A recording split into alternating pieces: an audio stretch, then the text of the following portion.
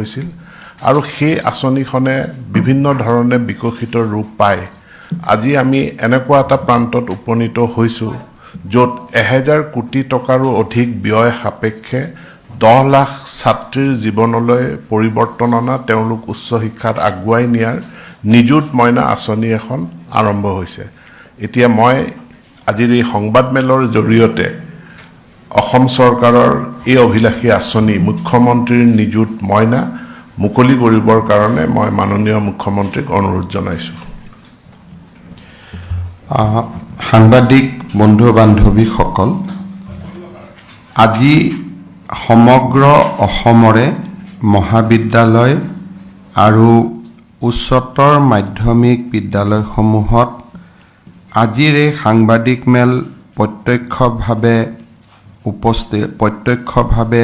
চাই থকা মোৰ মন্ত্ৰীসভাৰ সদস্যসকল মহাবিদ্যালয় আৰু বিদ্যালয়ৰ অধ্যক্ষ অধ্যক্ষাসকল অধ্যাপক অধ্যাপিকা শিক্ষক শিক্ষয়িত্ৰীসকল আৰু এই আঁচনি যাক উদ্দেশ্যে প্ৰস্তুত কৰা হৈছে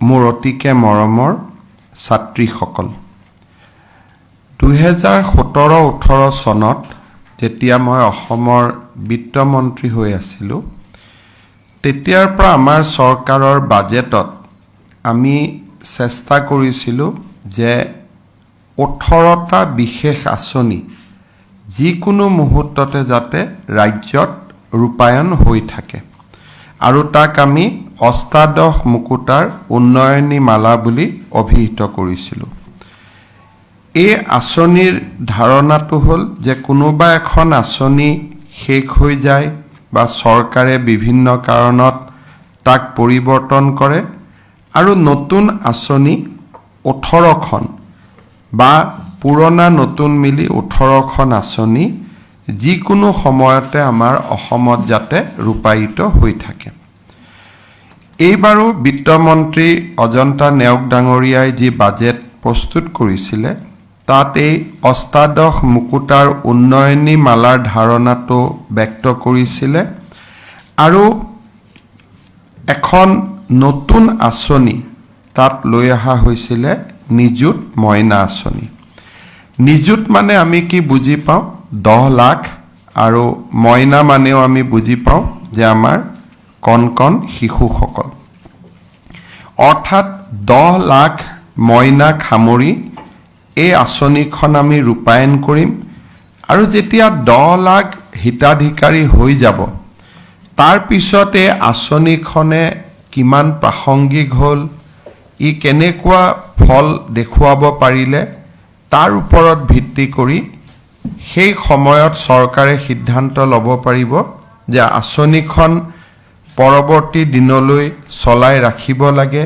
বা ইয়াক পৰিৱৰ্তন কৰিব লাগে বা ইয়াক এটা নতুন স্বৰূপ দিব লাগে আমি যি 10 লাখ ছাত্ৰীৰ কথা কৈছোঁ যদি এই বছৰ আমি অসমতে আঁচনিটো আৰম্ভ কৰোঁ 10 লাখ হিতাধিকাৰী পাবলৈ প্ৰায় 4 বছৰ ইয়াক সময় লাগিব অৰ্থাৎ 4 বছৰ যিদিনাখন হ'ব সেই দিনাখনহে এই 10 লাখ হিতাধিকাৰীক স্পৰ্শ কৰিব অৰ্থাৎ আমি অহা 4টা বছৰ এই আঁচনিখন এই ধৰণে আমি চলাই ৰাখিব পাৰিম এই নিযুত মইনা আঁচনিখনৰ মূল কেন্দ্ৰবিন্দু হৈছে যে বাল্য বিবাহ ৰোধ কৰা সাধাৰণতে আমি দেখা পাওঁ যে আমাৰ যিটো ৰাষ্ট্ৰীয় পৰিয়াল স্বাস্থ্য সমীক্ষা নেশ্যনেল ফেমিলি হেল্থ সাৰ্ভে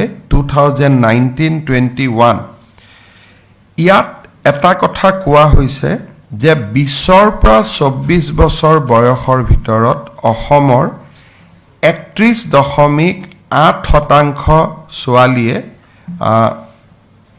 ইয়াতে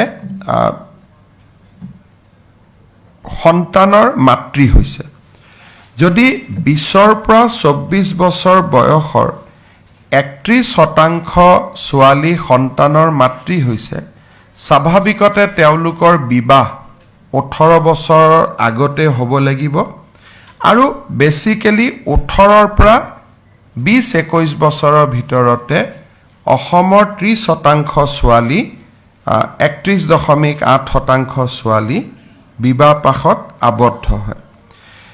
ইয়াৰ ফলত তেওঁলোক উপযুক্ত পুষ্টি শিক্ষাৰ পৰা বঞ্চিত হয় আৰু বহু সময়ত ঘৰুৱা হিংসাৰো তেওঁলোক ভিক্টিম হয়।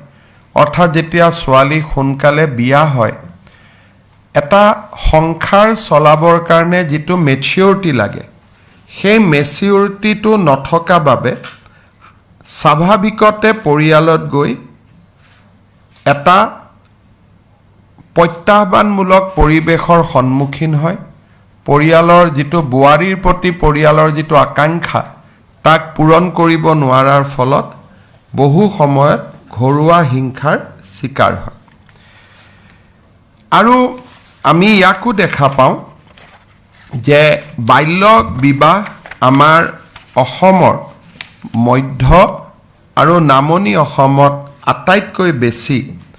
সাউথ সালমাৰা ধুবুৰী আদি জিলাত 50%তকৈও অধিক ছোৱালী 18 বছৰ বয়সতে বিবাহপাশত আবদ্ধ হয় আৰু বহু সময়ত আমি দেখা পাওঁ যে আমাৰ বিভিন্ন ধৰণৰ যিটো আমি প্ৰায়ে সমীক্ষা চলাই থাকোঁ 12-13 বছৰতে তেওঁলোক সন্তানৰ মাতৃ হয়। আমি বিভিন্ন সময়ত আইনৰ দ্বাৰা ব্যৱস্থা লৈছোঁ, কিন্তু আমি বিশ্বাস কৰোঁ যে ৰেষ্ট্ৰিক্টিভ যিবিলাক আমাৰ পলিচি আছে যে আমি পস্কো এক্টত বিচাৰ কৰিম, আমি বিভিন্ন সময়ত ইয়াৰ লগত জড়িত ব্যক্তিসকলক গ্ৰেপ্তাৰ কৰিম, কিন্তু এই সকলোবোৰৰ ভিতৰতো আটাইতকৈ ডাঙৰ অস্ত্ৰ হ'ল শিক্ষা।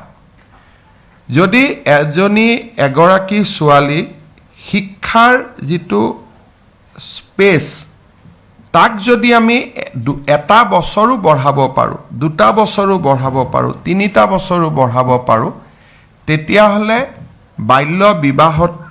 বাল্য বিবাহকো আমি প্ৰতিহত কৰিব পাৰোঁ। টিনেজ প্ৰেগনেন্সি যিটো সৰু বয়সতে গৰ্ভৱতী হয় তাকো আমি ৰোধ কৰিব পাৰোঁ আৰু ছোৱালীসকলৰ মাজত লুকাই থকা প্ৰতিভাৰ বিকাশত আমি সহায়ক হিচাপে থিয় হ'ব পাৰোঁ। দুৰ্ভাগ্যক্ৰমে হওক যে আমাৰ ৰাজ্যত বহু চৰকাৰ আহিছে গৈছে, কিন্তু ছোৱালীসকলক কেন্দ্ৰ কৰি আজিলৈকে চৰকাৰসমূহে এনে ধৰণৰ কোনো ইণ্টাৰভেনশ্যন বা হস্তক্ষেপৰ কথা চিন্তা কৰা নাছিল। আমি নীৰৱে মানি লৈছিলোঁ যে কম বয়সতে বিয়া হয়, দেউতাক মাকে বিয়া দিয়ে, আমিও কি কৰিম, আমাৰ ইয়াত ভূমিকা কি। অৰ্থাৎ এটা ডাঙৰ সামাজিক সমস্যাক আমি নীৰৱে স্বীকাৰ কৰি লৈছিলোঁ আৰু ইয়াৰ বিৰুদ্ধে আমি কোনো ব্যৱস্থা হাতত লোৱা নাছিলোঁ। এতিয়া আনুষ্ঠানিক শিক্ষাৰ আটাইতকৈ ডাঙৰ সমস্যা কি? বিদ্যালয় পৰ্যায়লৈকে 10মান শ্ৰেণীলৈকে শিক্ষাৰ সাৰ্বজনীন হৈছে আৰু প্ৰতি বছৰে প্ৰায় 3 লাখ ছোৱালীয়ে মেট্ৰিক পৰীক্ষাত হয় বহে অথবা ক্লাছ 10লৈকে তেওঁলোকে পঢ়া শুনা কৰে। ই আমাৰ জন্মৰ হাৰৰ লগত অলমোষ্ট ইকুইভেলেণ্ট। অসমত 6 লাখ 6.5 লাখ সন্তানৰ জন্ম হয় আৰু 3 লাখ ল'ৰা ছোৱালীয়ে যদি মেট্ৰিকলৈকে পঢ়ে তেতিয়াহ'লে 80% to 85% ছোৱালীয়ে 10মান শ্ৰেণীলৈকে পঢ়ে, মেট্ৰিক তাতকৈ অলপ কম দিয়ে আৰু তাৰ পিছত উচ্চতৰ মাধ্যমিকত নামভৰ্তিকৰণৰ সংখ্যাটো আৰু কমি যায়। ইয়াৰ 2টা কাৰণ হৈছে যে উচ্চতৰ মাধ্যমিক বিদ্যালয়বিলাক ক্লাছ 10লৈকে পঢ়া স্কুলখনতে নাথাকে, সেইকাৰণে তেওঁলোকৰ ডিছলোকেশ্যন হয়। অৰ্থাৎ য'ত মই ক্লাছ 10লৈকে পঢ়োঁ তাত মই 11লৈকে পঢ়িব নোৱাৰোঁ, মই মহাবিদ্যালয়লৈকে যাব লাগে। কলেজ আৰু বৰ্তমান আমি হায়াৰ ছেকেণ্ডেৰী স্কুলবিলাকৰ সংখ্যা বঢ়াইছোঁ যদিও এতিয়াও হাইস্কুল আৰু হায়াৰ ছেকেণ্ডেৰী স্কুলৰ সংখ্যা সমানুপাতিক হোৱা নাই। আমি এটা প্ৰচেষ্টা চলাই আছোঁ আৰু ই সম্পূৰ্ণভাৱে হাইস্কুলতে হায়াৰ ছেকেণ্ডেৰী পঢ়াৰ যিটো ব্যৱস্থা ই আৰু 3-4 বছৰ প্ৰয়োজন হ'ব। কলেজসমূহো যদি আমি চাওঁ যে হাইস্কুলখনৰ পৰা 10, 12, 13, 14, 15 কিলোমিটাৰ দূৰত থাকে আৰু বহু সময়ত কলেজসমূহ সাধাৰণতে চহৰ কেন্দ্ৰিক, সৰু সৰু চহৰবিলাকতে হওক বা গুৱাহাটীতে হওক। নামভৰ্তিকৰণৰ বাবে প্ৰথম আমাৰ যিটো ধাৰণা, সেই ধাৰণাত এভাৰেজ 15,000 টকা এগৰাকী ছোৱালীক বা ল'ৰাক নামভৰ্তিকৰণৰ বাবে লাগে। সাধাৰণতে দৰিদ্ৰ পিতৃ মাতৃয়ে একেলগে 15,000 টকা জমা কৰোঁতে অসুবিধা পায়।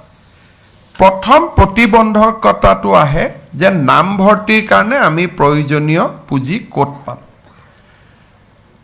2016 চনত আমি অসম চৰকাৰে নামভৰ্তি বিনামূলীয়ালৈকে আমি ৰূপান্তৰ কৰিছিলোঁ। ক'ৰবাত 2-এটা অভিযোগ থাকিলেও কোনোবাই বহু সময়ত কয় যে আমাৰ স্কুলত 600 টকা লৈছে, 1000 টকা লৈছে, কিন্তু 15,000 টকাৰ তুলনাত 600 টকা বা 1000 টকা ই এটা উন্নত এটা আমাক পৰিৱেশ দিছিলে। তাৰ পিছত ছেমিষ্টাৰবিলাকত নামভৰ্তি কৰোঁতে প্ৰয়োজন হোৱা পুঁজিও বা নামভৰ্তিকৰণৰ বাবে প্ৰয়োজন হোৱা পুঁজিও আমি ৰেহাই দিছিলোঁ। এই দুইটা ব্যৱস্থাৰ ফলত আমাৰ প্ৰাৰম্ভিক যিটো বাধা আছিল, সেই প্ৰাৰম্ভিক বাধাটো বহু পৰিমাণে আঁতৰি গৈছিলে। সমৰ্থ পৰ্টেলৰ ৰূপায়ণৰ পিছত এতিয়া নামভৰ্তিকৰণটো বিনামূলীয়া কৰা আৰু সহজ হৈ গ'ল, কাৰণ ই স্বচ্ছ আৰু এটা প্ৰত্যক্ষ এডমিশ্যন হ'ল। কিমানে এডমিশ্যন লৈছে, কোনে লৈছে, গোটেই কথাখিনি সন্মুখত দেখা দি থকাৰ কাৰণে চৰকাৰেও সময়মতে নামভৰ্তিকৰণৰ পুঁজি মহাবিদ্যালয়সমূহক ঘূৰাই দিব পৰা হ'ল। এইবাৰ আমি কঠোৰ পদক্ষেপো লৈছোঁ, অহাবাৰ আমি আৰু কঠোৰ পদক্ষেপ ল'ম।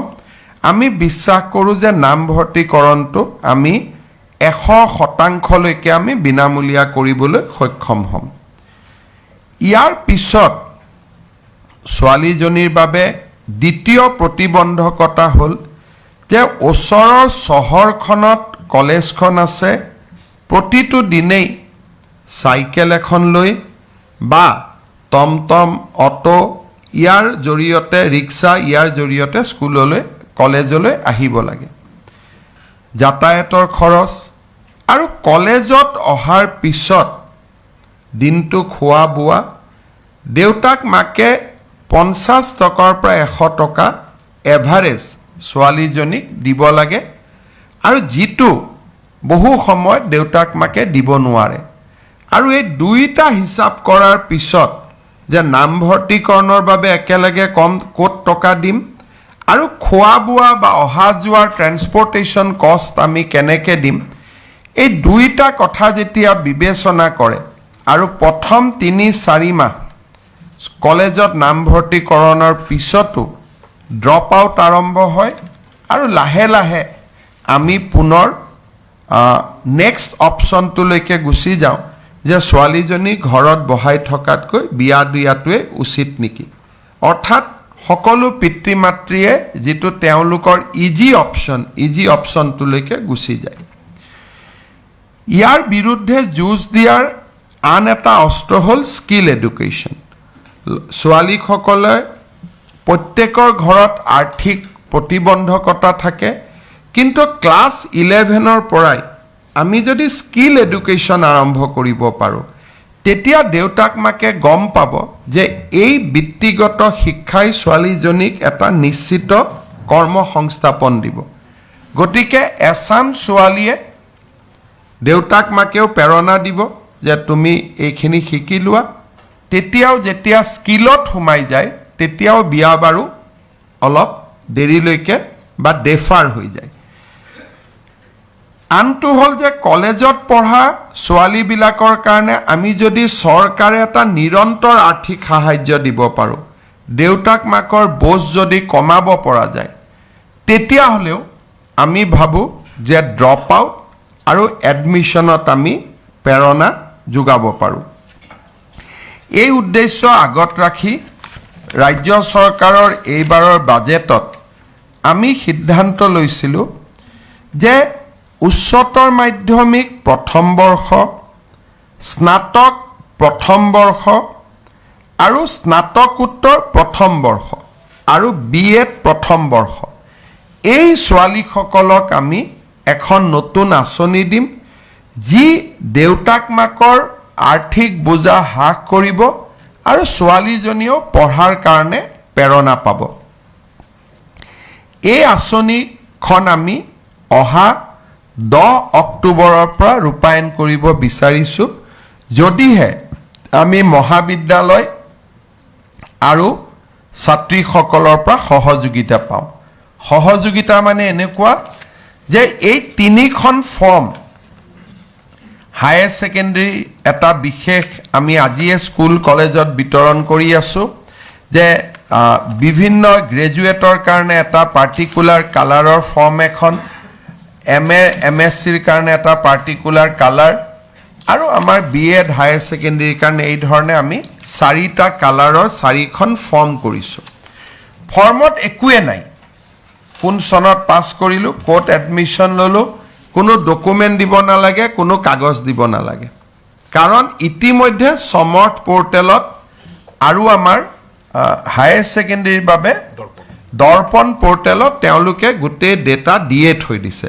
গতিকে আমি ইয়াত কোনো মাৰ্কশ্বিট বিচৰা নাই ফটোষ্টেট বিচৰা নাই এটেচ কপি বিচৰা নাই ইনকামৰ প্ৰমাণপত্ৰ বিচৰা নাই অৰ্থাৎ গাঁওবুঢ়া মৌজাদাৰ ক'তো যাব নালাগে এখন চিম্পল ফৰ্ম ইয়াত মাত্ৰ এটাই আছে যে দেউতাক মাকৰ এটা চহী লাগে যাতে দেউতাক মাকে গম পায় যে চৰকাৰে ইমানখিনি মোৰ ছোৱালীজনীক সহায় কৰিছে গতিকে মোৰ আৰ্থিক বোজাটো কিছু পৰিমাণে কমিব আৰু বহু সময়ত কিছু দেউতাক মাক আৰ্থিকভাৱে সচ্ছল হোৱাৰ বাবে এনেধৰণৰ আঁচনি ল'ব ইচ্ছাও নকৰে গতিকে ইয়াত ভলেণ্টিয়াৰলি অপ্ট আউট আছে চৰকাৰে কাকো বাদ দিব বিচৰা নাই কোনোবাই যদি নিজে বাদ দিব খোজে তেতিয়াহ'লে আঁচনিখনৰ পৰা নিজে আঁতৰি আহিব পাৰে কিন্তু আদাৰৱাইজ ই এটা ইউনিভাৰ্চেল স্কিম অৰ্থাৎ higher secondary first year degree first year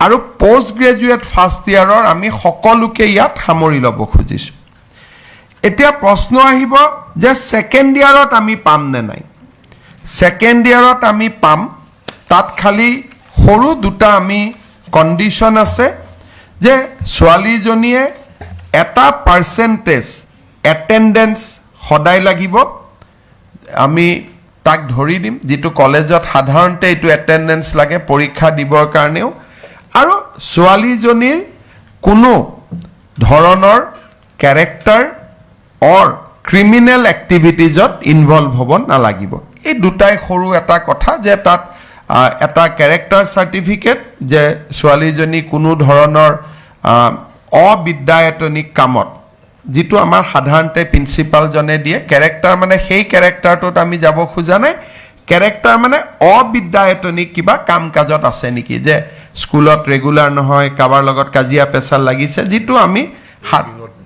ৰেগিঙত জড়িত নহয় এই যিবিলাক এজন ষ্টুডেণ্টৰ কেৰেক্টাৰ ব্যক্তিৰ কেৰেক্টাৰ নহয় যিটো ছাত্ৰ জীৱনৰ কেৰেক্টাৰ সেই কেৰেক্টাৰটো আমি মেইনটেইন কৰিছোঁ নাই কেৰেক্টাৰ এজ এ ষ্টুডেণ্ট এটেণ্ডেঞ্চটো ৰাখিছোঁ নে নাই এই দুটা কথা ক্লিয়াৰ কৰি দিয়াৰ লগে লগে এই ছোৱালীখিনিয়ে ছেকেণ্ড ইয়াৰতো এই পুঁজি পাই থাকিব তাৰপিছত থাৰ্ড ইয়াৰ পাব থাৰ্ড ইয়াৰতো পাই থাকিব যিসকলে ফ'ৰ্থ ইয়াৰ ডিগ্ৰীত এডমিশ্যন লৈছে তেওঁলোকে ফ'ৰ্থ ইয়াৰতো পাব আৰু যিসকল আজি উচ্চতৰ মাধ্যমিক দ্বিতীয় বৰ্ষত আছে এই বছৰ তেওঁলোকে নাপাব অহা বছৰ ডিগ্ৰীত নাম লগোৱাৰ লগে লগে তেওঁলোকেও এই আঁচনি পোৱা আৰম্ভ হ'ব।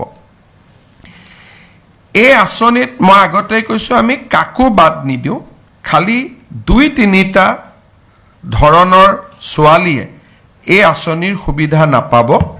সেইটো হৈছে যে উচ্চতৰ মাধ্যমিক আৰু ডিগ্ৰীত বিবাহিত ছোৱালীয়ে এই আঁচনিটোৰ সুবিধা নাপাব, কাৰণ এই গোটেই আঁচনিটো হ'ল বাল্য বিবাহৰ বিৰুদ্ধে। গতিকে ডিগ্ৰী 3rd ইয়াৰলৈকে বা 4th ইয়াৰলৈকে অবিবাহিত হৈ থকাটো এই আঁচনিখনৰ ধন নিৰন্তৰভাৱে পাই থকাৰ এটা প্ৰাথমিক চৰ্ত। কিন্তু পোষ্ট গ্ৰেজুৱেটত যেতিয়া আমি যাম তেতিয়া আৰু আমি বিয়াৰ কথাটো আনা নাই। অবভিয়াছলি ছোৱালী পোষ্ট গ্ৰেজুৱেটত গ'লে বিয়া হ'বও লাগে, আৰু আমিও বিচাৰোঁ যে এটা নিৰ্দিষ্ট সময়ত তেওঁলোক বিবাহিত হওক। দ্বিতীয়তে, যিসকল ডেপুটেশ্যনত পঢ়ে, BEd বহুত আমাৰ শিক্ষকে ডেপুটেশ্যনত পঢ়ে, অৰ্থাৎ চৰকাৰৰ দৰমহা পাই থাকে, তেওঁলোকে এই আঁচনিটোৰ সুবিধা নাপাব, কাৰণ তেওঁলোকে নিয়মিত দৰমহা পাই থাকে। মন্ত্ৰী, সংসদ আৰু বিধানসভাৰ সদস্যসকলৰ সন্তান এই আঁচনিৰ বাবে যোগ্য বুলি বিবেচিত নহ'ব। আৰু এটা সৰু বৰ্গ এই আঁচনিটোৰ অধীনত নাহে, সেইটো হ'ল যিসকলে হায়াৰ ছেকেণ্ডেৰীত 1st ডিভিজন পোৱাৰ কাৰণে স্কুটি এখন পাব। কাৰণ স্কুটি আমি 60,000 টকা দিয়েই দিওঁ, গতিকে তেওঁলোকক আৰু এই আঁচনিৰ আমি অনা নাই। আৰু বিয়া নহৈ পঢ়ি থাকিবৰ কাৰণে স্কুটিখনেই এটা যথেষ্ট ডাঙৰ প্ৰেৰণা, গতিকে দ্বিতীয় প্ৰেৰণা এটাৰ প্ৰয়োজন আমি নাই বুলি ভাবিছোঁ। গতিকে হায়াৰ ছেকেণ্ডেৰীত যিসকলে স্কুটি পাব তেওঁলোকো এই আঁচনিটোৰ অধীনত নাহে, কিন্তু এই বছৰ আমি নৱেম্বৰ মাহৰ ভিতৰতে সকলোকে স্কুটি আমি দি দিম, যাতে আজি তেওঁলোকো আমাৰ মাজত আছে, তেওঁলোকে ভাবিব যে স্কুটিখন আমি কেতিয়া পাম। আমি নৱেম্বৰৰ 30 তাৰিখৰ আগতে আমি স্কুটিখন দিয়াৰ ব্যৱস্থা কৰিম। এতিয়া এই আঁচনিত কোনে কিমান টকা পাব? যিসকলে একাদশ শ্ৰেণীত নাম লগাইছে তেওঁলোকে 10 মাহ প্ৰতি মাহত 1000 টকাকৈ পাব, তাৰমানে 10,000 rupees তেওঁলোকে পাব, বাট পাৰ মান্থ 1000 টকা কৰি তেওঁলোকৰ বেংক একাউণ্টত আমি ট্ৰান্সফাৰ কৰিম। বেংক একাউণ্টত টকা ট্ৰান্সফাৰ কৰিলে এটা ডাঙৰ সুবিধা হ'ল যে প্ৰত্যক্ষভাৱে পাব পাৰি। অসুবিধা হ'ল কেতিয়াবা আমি যদি একাউণ্টটো KYC কৰি নাথাকোঁ, একাউণ্টটো বন্ধ হৈ যায়, টকাটো পোৱাত অসুবিধা হয়। গতিকে ছাত্ৰীসকলে প্ৰতি 6 মাহত যাতে একাউণ্টটো KYC কৰি ৰাখে, যিটো ন' ইউৰ একাউণ্ট বুলি কয়, তাৰ বাবে মই অনুৰোধ কৰিম। স্নাতক প্ৰথম বৰ্ষত যিসকলে নামভৰ্তি কৰিব তেওঁলোকক আমি 1250 টকাকৈ আমি দিম, আৰু স্নাতকোত্তৰ পাঠ্যক্ৰমত যিসকলে নামভৰ্তি কৰিব বা BEdত যিসকলে তেওঁলোকে নামভৰ্তি কৰিব তেওঁলোকক আমি 2500 টকা 2500 টকা দিম। অৰ্থাৎ 2500 টকা মাহত পালে PG পঢ়া ছোৱালী এজনীৰ জীৱনটো বহুত সহজ হৈ পৰিব। আৰু এই উদ্দেশ্যে এই আঁচনিখন আমি আৰম্ভ কৰিব খুজিছোঁ। জুন আৰু জুলাই মাহত এই আঁচনিখনৰ পুঁজি আমি নিদিওঁ, কাৰণ সেইটো গৰম বন্ধৰ সময়, ছোৱালীসকল ঘৰতে থাকে। জুন জুলাইত নিদিওঁ, বাকী 10 মাহ বা বছৰটোৰ বাকী 10 মাহৰ পুঁজি আমি তেওঁলোকক যোগান ধৰিম। এই বছৰ মই আগতে কৈছোঁ যে আমি 10 অক্টোবৰৰ পৰা আৰম্ভ কৰিব খুজিছোঁ আঁচনিখন প্ৰথম। মই আশা কৰোঁ যে আমি যাতে 10 অক্টোবৰৰ পৰা এই আঁচনিখন ৰূপায়ণ কৰিব পাৰোঁ, তাৰ বাবে আগষ্ট মাহৰ 30 তাৰিখৰ আগতে প্ৰপত্ৰসমূহ যাতে পূৰণ কৰি আমাক দিয়ে, কাৰণ গোটেই ছেপ্টেম্বৰ মাহটো আমাক ভেৰিফিকেশ্যনৰ কাৰণে লাগিব। কিন্তু যদি কলেজৰ পৰা ছেপ্টেম্বৰত ফৰ্ম আহে, তেতিয়া আমি নৱেম্বৰৰ 10 তাৰিখেহে আঁচনিখন ৰূপায়ণ কৰিব পাৰিম। 10 তাৰিখ দিনটো কিয় 10 তাৰিখে আমি অৰুণোদয় দিওঁ পেঞ্চনো দিওঁ ইয়াৰ লগতে নিযুত মইনা আঁচনিখনৰো ধন তেওঁলোকে 10 তাৰিখে পাব পাৰিব মই আগতে কৈছো যে ফৰ্মখনত একোৱেই নাই ফৰ্মখনত খালি নামটো দিব লাগে বিবাহিত অবিবাহিত লিখিব লাগে দেউতাকৰ নাম লিখিব লাগে নেম অফ ফাদাৰ লিখিব লাগে ৰিলিজন লিখিব লাগে মোবাইল নাম্বাৰটো দিব লাগে এড্ৰেছ দিব লাগে আধাৰ নম্বৰ দিব লাগে বিধানসভা সমষ্টিটোৰ নাম দিব লাগে কলেজখনৰ নাম দিব লাগে বিশ্ববিদ্যালয়খনৰ নাম দিব লাগে ৰেজিষ্ট্ৰেচন নম্বৰ দিব লাগে একাউণ্ট নম্বৰ দিব লাগে অৰ্থাৎ আজি ইয়াতে গোটেই ছোৱালীসকল কলেজসমূহৰ ছোৱালী আজি আমাৰ লগত জড়িত হৈ আছে বহি লগে লগে লিখি দিব পাৰে খালি এক ৰাতি ঘৰলৈকে লৈ যাব লাগিব কাৰণ দেউতাক মাকৰ সহিটো লাগিব তাৰ পিছত প্ৰিন্সিপাল সকলে ভেৰিফিকেশ্যন কৰি আমাক ফৰ্মখন গটাই দিব আমি 30 আগষ্টৰ আগতে তেখেতসকলৰ পৰা আমি ফৰ্মখিনি সংগ্ৰহ কৰিম আৰু মই আগতে কোৱাৰ দৰে 10 অক্টোবৰ আৰু অত্যন্ত পলম হলে 10 নৱেম্বৰ যদি কিবা কাৰণত 10 অক্টোবৰৰ মাইলষ্টনটো আমি মিছ কৰোঁ তেতিয়াহ'লে আমি 11-12 অক্টোবৰত নকৰোঁ ইয়াক আমি আকৌ 10 নৱেম্বৰলৈকে লৈ যাম কিন্তু মই আশা কৰোঁ যে ম্যাক্সিমামে 10 অক্টোবৰতে আমি কৰি দিব পাৰিম কাৰণ আজি সেই কাৰণে আমি অসমৰ গোটেই কলেজসমূহত আমাৰ মন্ত্ৰীসকল উপস্থিত আছে বিধায়কসকল উপস্থিত আছে এই সংবাদ মেলখনো তেওঁলোকে প্ৰত্যক্ষ কৰিছে জিলাৰ উপায়ুক্তসকল উপস্থিত আছে কলেজসমূহত মহকুমাধিপতিসকল উপস্থিত আছে মই ভাবোঁ যে আজি এই লেভেলত সচেতনতাটো হৈ যোৱাৰ পিছত আমাৰ বিশেষ অসুবিধা নহ'ব মই শিক্ষামন্ত্ৰী ৰণোজ পেগু ডাঙৰীয়াক ধন্যবাদ জনাইছোঁ যে অত্যন্ত কম সময়ৰ ভিতৰতে আজি এই আঁচনিটো আমি ৰাইজৰ সন্মুখলৈ উলিয়াই দিব পাৰিছোঁ লোকসভা নিৰ্বাচনৰ সময়ত চৰকাৰখন স্বাভাৱিক কাৰণত স্থবিৰ হৈ আছিল কিন্তু লোকসভা নিৰ্বাচনৰ পিছতে আমি চৰকাৰখনত গতি আনিবলৈ প্ৰচেষ্টা কৰিছোঁ আৰু নিযুত মইনা আঁচনিখন ইমান কম সময়ৰ ভিতৰতে নীতি নিয়ম প্ৰস্তুত কৰা বিত্ত বিভাগৰ অনুমোদন লোৱা কেবিনেটৰ অনুমোদন লোৱা ইমান কম সময়ৰ ভিতৰতে আঁচনিখন উলাই দিব পৰাটো শিক্ষা বিভাগৰ এক কৃতিত্ব মই শিক্ষা বিভাগ আৰু শিক্ষা মন্ত্ৰী ৰণোজ পেগু ডাঙৰীয়াক ধন্যবাদ জনাইছোঁ ইয়াৰ লগতে মই অসমৰ শিক্ষক সমাজৰ পৰা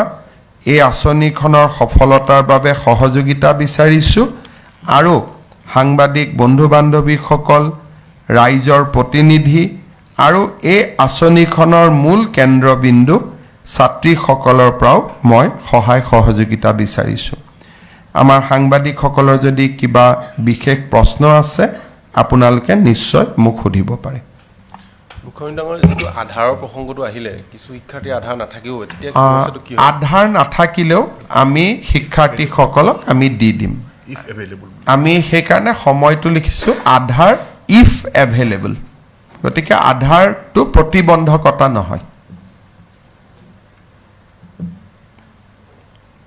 লগত মই এটা অনুৰোধ কৰিম যে যিমান সোনকালে পাৰোঁ আমি আধাৰবিলাক বনাই ল'ব লাগে যিটো ষ্টেপ লৈছে এইটো সঁচাকৈ ভাল এটা পদক্ষেপ আৰু বাল্য বিবাহৰ ক্ষেত্ৰত চৰকাৰে যিখিনি কঠোৰ সিদ্ধান্ত লৈ আছে আৰু তাৰ বাদেও এইটো আঁচনিৰ বাবে কেনেকুৱা ধৰণৰ কাম কৰিব লগা আছে বুলি ভাবে সমাজত চাওক যিটো ভাৰতীয় ন্যায় সংহিতা হ'ল এই ন্যায় সংহিতাত এটা ডাঙৰ ক্লজ আহিছে যিটোৰ বিষয়ে মই আপোনালোকক আগতে অনুৰোধ কৰিছিলোঁ যে কোনোবা ছোৱালী সৰু বয়সত যদি বিয়াও হয়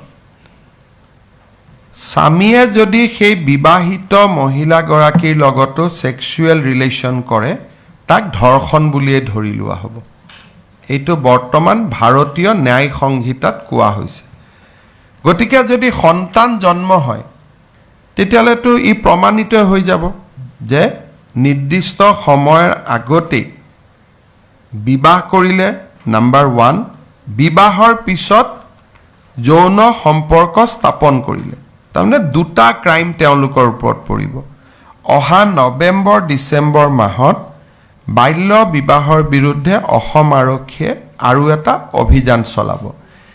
কিন্তু যোৱা এটা বছৰত অসমত বিভিন্ন NGO আহিছে আৰু অসম চৰকাৰে বাল্য বিবাহৰ বিৰুদ্ধে লোৱা প্ৰচেষ্টা কিমান ফলপ্ৰসূ হৈছে তাক চাবৰ বাবেও যত্ন কৰিছে। গোটেইকেইটা NGOৰ ৰিপৰ্টত এইটোৱে আহিছে যে অসমত বাল্য বিবাহ বহু পৰিমাণে বন্ধ হৈছে। সেইকাৰণে মই ভাবোঁ যে যদিও পুলিচে একশ্যন চলাব, প্ৰথম বছৰত আমি যিমান লোকক গ্ৰেপ্তাৰ কৰিছিলোঁ সিমান লোকক আমি হয়তো এইবাৰ গ্ৰেপ্তাৰ কৰিব নোৱাৰোঁ। আৰু ইয়াৰ মাজত বহুকেইজন সৰু বয়সতে বিয়া কৰোৱা স্বামীক বিভিন্ন আদালতে পস্কো আইনৰ অধীনত কাৰাদণ্ড দিছে। এটা সময়ত ইয়াত এটা প্ৰচাৰ হৈছিলে যে উচ্চ ন্যায়ালয়ে আমাক বেয়া পাইছে, আমাক কিবা চেঞ্চৰ কৰিছে, এনেকুৱা কথা কিছুমান কোৱা হৈছিলে। কিন্তু তাৰ বিপৰীতে যোৱা এবছৰত আমাৰ বহুকেইখন ন্যায়ালয়ে বাল্য বিবাহৰ ক্ষেত্ৰত পুলিচৰ সপক্ষে ৰায়দান কৰি ইয়াৰ অভিযুক্তসকলক পস্কো আইনৰ অধীনত 14 বছৰলৈকেও কাৰাদণ্ড বিহিছে। গতিকে মই ভাবোঁ যে বোথ নিগেটিভ এণ্ড এফাৰ্মেটিভ দুইটা কাম, ইতিবাচক পদক্ষেপো আমি লৈ আছোঁ আৰু আইনী ব্যৱস্থাও আমি লৈ আছোঁ। আৰু তাৰ ফলত 2026 চনলৈকে অসমত বাল্য বিবাহ বন্ধ হ'ব বুলি মোৰ এটা ধাৰণা বা অভিমত আছে।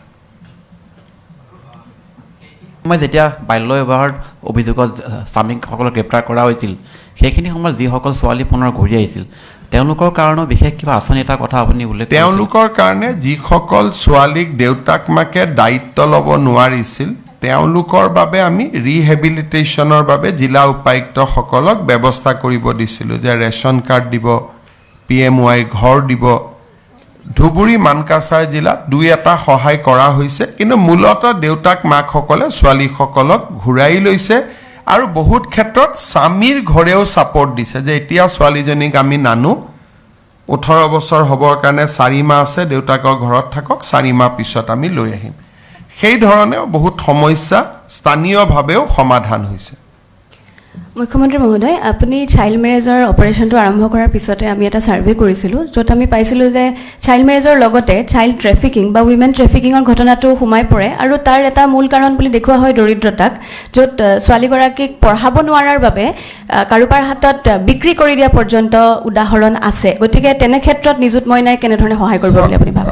মই আগতে কোৱাৰ দৰে যে আৰ্থিক প্ৰতিবন্ধকতাই হ'ল চাইল্ড মেৰেজ বা চাইল্ড ট্ৰেফিকিঙৰ এটা মূল কাৰণ। এই আঁচনিখনে এটা সুদূৰ প্ৰসাৰী প্ৰভাৱ পেলাব বুলি মই আশা কৰোঁ, কাৰণ ভাৰতৰ কোনো ষ্টেটতে ইমান ডাঙৰ ইণ্টাৰভেনশ্যন আজিলৈকে হোৱা নাই। গতিকে মই ভাবোঁ যে ই এটা বহুত ডাঙৰ পজিটিভ ইম্পেক্ট এটা পেলাব গোটেই ব্যৱস্থাটোৰ ওপৰত। আৰু বহুত সময়ত আমাৰ ল'ৰাসকলেও কয় যে আমাক কিয় আঁচনিটো দিয়া নাই। আজিৰ আলোচনাই অন্ততঃ ল'ৰাসকলৰো এটা দৃষ্টিভংগী কৰিব যে ই হিতাধিকাৰী সৃষ্টি কৰা আঁচনি নহয়, যে কোনোবাই আমাক ভোট দিব তাৰ কাৰণে আমি টকা দিম। এই আঁচনিখনৰ এটা মহান উদ্দেশ্য আছে। গতিকে কেতিয়াবা মোক লগ কৰিলে ল'ৰাবিলাকে কয় যে মামা দাদা আপুনি আমাক একো নিদিয়ে, কিন্তু এইটো কোনো ভোটৰ কাৰণে কৰা স্কিম নহয়, ইয়াৰ এটা সুদূৰ প্ৰসাৰী এটা সামাজিক লক্ষ্য আছে। হ'ব, মই পুনৰ এবাৰ আজি আমাৰ এই কওক। আপুনি কৈছে যে স্কিল ডেভেলপমেণ্টৰ ক্ষেত্ৰত আপোনালোকক কাম কৰিবলৈ গৈছে বাল্য বিবাহ ৰোধ কৰাৰ ক্ষেত্ৰত।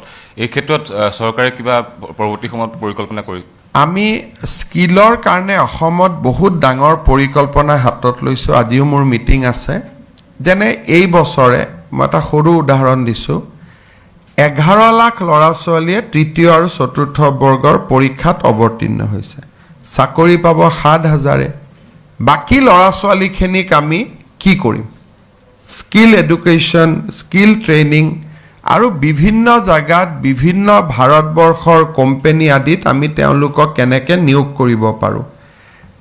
যেনেকৈ আমি নিয়োগৰ বাবে স্বচ্ছ পৰীক্ষা পাতিছোঁ, বিকল্পভাৱে চাকৰি নোপোৱা ল'ৰাখিনিৰ কাৰণেও আমি কি কৰিব পাৰোঁ তাৰো চিন্তা চৰ্চা আমি কৰি আছোঁ। আৰু মই ভাবোঁ যে ইয়াৰ বিকল্প হ'ল স্কিল এডুকেশ্যন। আৰু কোনোবা এটা দিন আপোনালোকৰ লগত মই আমাৰ মন্ত্ৰী জয়ন্ত মল্ল বৰুৱা বা মই নিজেও কথা পাতিম যে স্কিলৰ ক্ষেত্ৰত আমি কেনেকুৱা ধৰণৰ ব্যৱস্থা লৈছোঁ। শিক্ষা বিভাগে কলেজতে স্কিল এডুকেশ্যনক মেইন ষ্ট্ৰিমিং কৰাৰ বাবে বহুতখিনি কাম হাতত লৈছে। তাৰ বিষয়েও আমি আলোচনা কৰি আছোঁ যাতে কলেজত পঢ়ি থাকোঁতেই আমি স্কিল এটা বিশেষ স্কিল এটা আহৰণ কৰিব পাৰোঁ। কাৰণ সকলোতো ACS নহয়, সকলো APS নহয়, সকলো শিক্ষক নহয়, শিক্ষয়িত্ৰী নহয়, লিমিটেড স্কোপ আছে। কিন্তু এই লিমিটেড স্কোপৰ মাজত আমি যদি তেওঁলোকক স্কিল এডুকেশ্যন দিব পাৰোঁ তেতিয়াহ'লে বহুত ডাঙৰ এটা সমস্যাৰ সমাধান হ'ব। এডুকেশ্যন ডিপাৰ্টমেণ্ট আৰু স্কিল এডুকেশ্যন দুইটাই এই দিশত কাম কৰি আছে। এটা বেলেগ ইছ্যুৰ ওপৰত কৰে আজি আৰু নালাগে, বাংলাদেশ বৰ্ডাৰলৈ আজি গোটেই অসমতে ছাত্ৰীসকলে চাই আছে, কালি পৰহি পাতি ল'ম। ঠিক আছে, মই Sir, শিক্ষা may I ask a question, sir? Yes please. Sir, in this society that we live in, it is an orthodox patriarchal one, which gives all the more reason why this scheme should be launched at the soonest. But also, men and women together build this well-knit society that we live in today. Maybe there should be a scheme, not a scheme exactly, but then education of such that could be included in our school system to educate the boys about maybe sexual education, so that the child marriage can be stopped from their side as well. This is a very positive suggestion. We will do the needful. Thank you so much, sir. আমাৰ তোমাৰ নামটো কি মা? Olivia Kalita. অনিডিয়া। Sir, Olivia.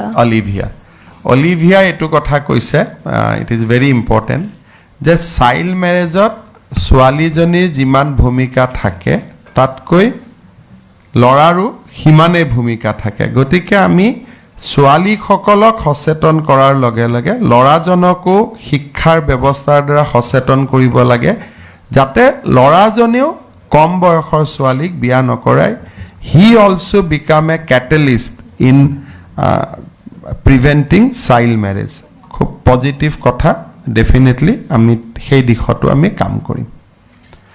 মই এতিয়া অসমৰ বিভিন্ন প্ৰান্তৰ মহাবিদ্যালয়, হায়াৰ ছেকেণ্ডেৰী স্কুল আদিত উপস্থিত থকা আমাৰ মাননীয় মন্ত্ৰী, বিধায়ক, সাংসদ, চৰকাৰী বিষয়া তথা অন্যান্য বিশিষ্ট নাগৰিকসকলক এই নিযুত মইনাৰ প্ৰপত্ৰ বিতৰণ কৰিবৰ কাৰণে অনুৰোধ কৰিছোঁ।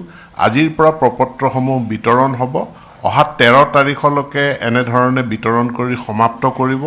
14 তাৰিখৰ দিনা যদি কোনো প্ৰপত্ৰ বাকী থাকে তেনেহ'লে বিদ্যালয় বা মহাবিদ্যালয়ৰ অধ্যক্ষ, হেড টিচাৰে এই বাকী থকা যিখিনি প্ৰপত্ৰ সেইখিনি বিতৰণ সমাপ্ত কৰিব আৰু এই আগষ্ট মাহৰ ভিতৰতে প্ৰপত্ৰসমূহ জমা কৰিব। এই অনুৰোধ জনাই আপোনালোক সকলোকে ধন্যবাদ জ্ঞাপন কৰি আৰু বিশেষভাৱে মাননীয় মুখ্যমন্ত্ৰীক তেওঁৰ ব্যস্ততাপূৰ্ণ জীৱনৰ মাজত এইখিনি সময় উলিয়াই উচ্চ শিক্ষা বিভাগৰ এই নিযুত মইনা আঁচনিখন শুভাৰম্ভ কৰি দিয়াৰ বাবে ধন্যবাদ জনালোঁ।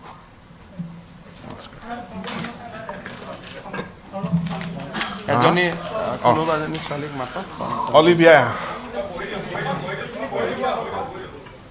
দুগৰাকীমান ছাত্ৰী আহক, ইয়ালৈকে উঠিয়া মা, ইয়ালৈকে বিয়ে হয়, একজেক্ট ফৰ্মখন দিব।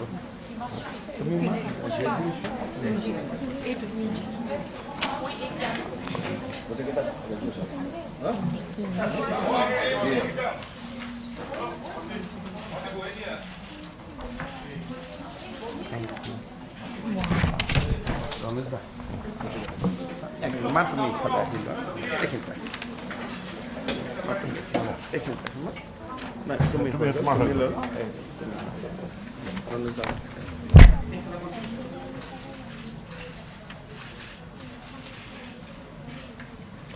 আৰু মা তুমি তাই কোন ক্লাছ মা?